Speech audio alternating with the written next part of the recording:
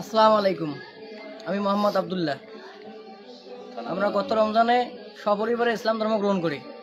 আমাদের পরিবারে একবারে 9 জন ইসলাম ধর্ম গ্রহণ করি। আমার মা, আমার বাবা, আমি, আমার ওয়াইফ, আমার বোন, একসঙ্গে 9 জন। আজকে একটি বছর পরিপূর্ণ হয়ে 6 দিন।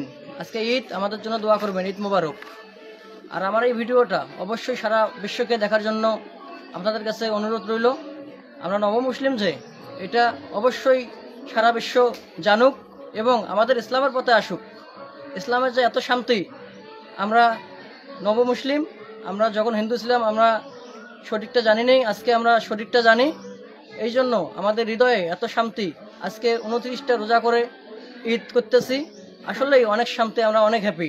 আমাদের জন্য দোয়া করবেন। আমার বাবা, আমার ওয়াইফ, আমার ভাগনা, আমার বোনেরাও আছে। এক পরিবারে 9 জন, আমার মা আছে। আমাদের জন্য দোয়া করবেন। ঈদ মোবারক। আসসালামু আলাইকুম, ভালো থাকবেন।